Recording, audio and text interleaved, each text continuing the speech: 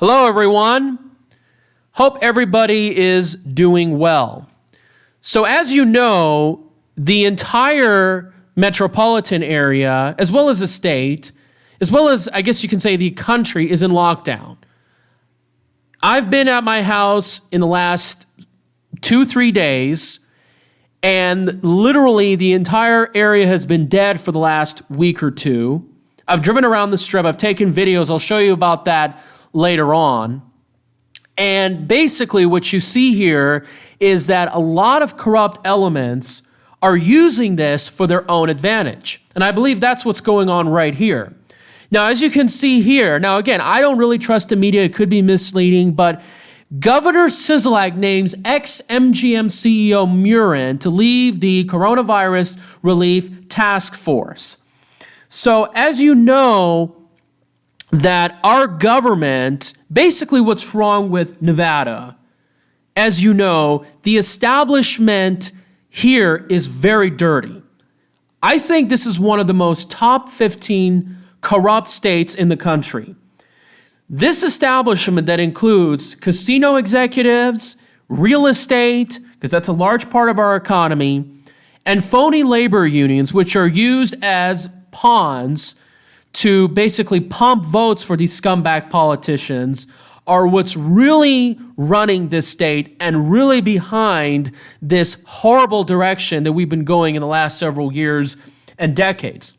Now, as you know, recently, I've made a video about this later on, that MGM Resorts CEO Murren, believe it or not, resigned from his positions. And it's not just the fact that their company's having some problems, they're selling and they're splitting up the company, selling MGM, they're planning to sell Mandalay Bay, they have sold, I believe, the Circus, but their CEO just resigned. And by the way, many CEOs have resigned within the last several weeks, not just MGM.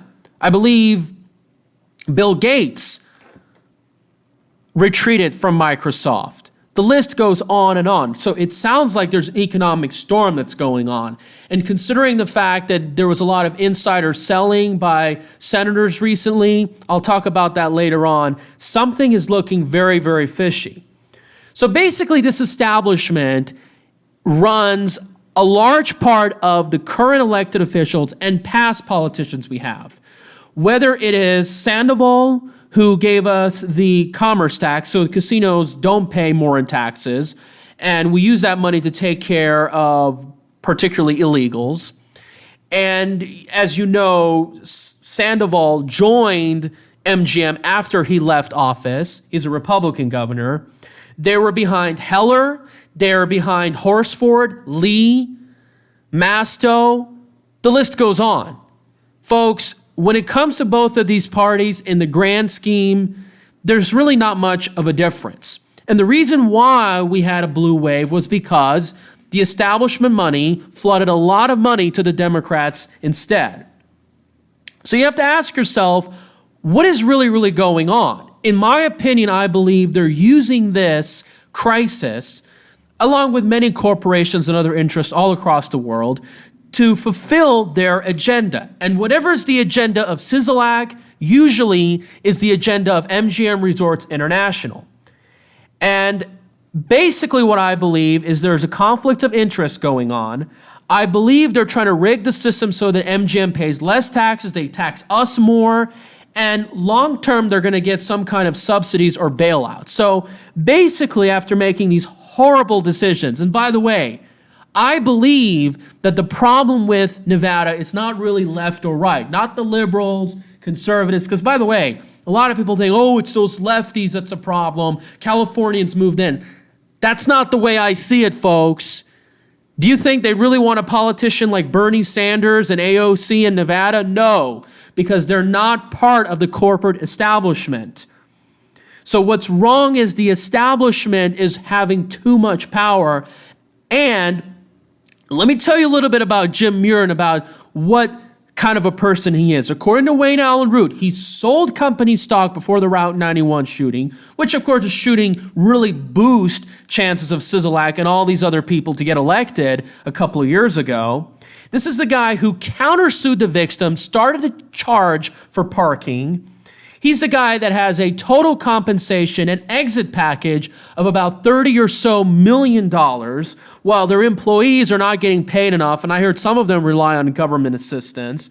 And then now he's leaving CEO, and why do you think that's the case? Because he's trying to avoid liabilities and all these other risks that are coming along. His company is experiencing a lot of turmoil, and he's trying to retreat out of it. So let's look at the article. Governor Sisolak has announced that former MGM Resort CEO will lead the task force. See, people are really starting to wake up who runs the cart of this town. It's very dirty. This private-public partnership, which is basically a corporate fascist system, will be the task force. And this will obviously talk about medical supplies, layoffs, and you can see he rejoined the company in 1998. So this is when really this town was really becoming corporatized and more corrupted as the way it are. He became CEO of 2007. So that was right during the boom years was about to end when the city center project was being constructed. He stepped down on February 12th.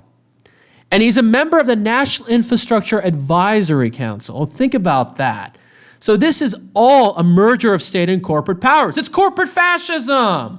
That was a problem with Sandoval. And by the way, you know, a lot of people like to tell me, Cyrus, you're harsh against immigrants. Oh my gosh. You know, you are so racist. You're so bigoted.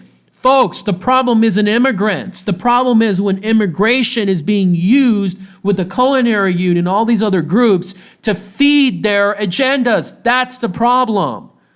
Foreign-born in Clark County make up about 24% of the population, but they're about half of all the employment in casinos, hospitalities, and all the other related industries like taxi cabs and so forth. So as you can see, March 20th, the governor signed an emergency directive and basically closed all the businesses through April 16th, non-essential ones. And of course, the Mayor Goodman spoke out against it. Governor Sisolak previously requested non-essential business to close temporarily, but his directive on Friday added an element of enforcement. So they can be penalized and at least losing their license. Oh my gosh. See, this is really the way I see it about control. It's about manipulation. So there's a good possibility they can create a massive shutdown. The economy tanks, they can get assistance, and perhaps they can gain more power and consolidate later on. So what do you really think about this? I don't trust these people. These people are really what is wrong behind our state. And the fact of the matter is, folks, you guys all need to come together. And I have been speaking to and contacting this woman, even a Democrat, running for Congress against Horsford, and she agrees a lot of what I talked about.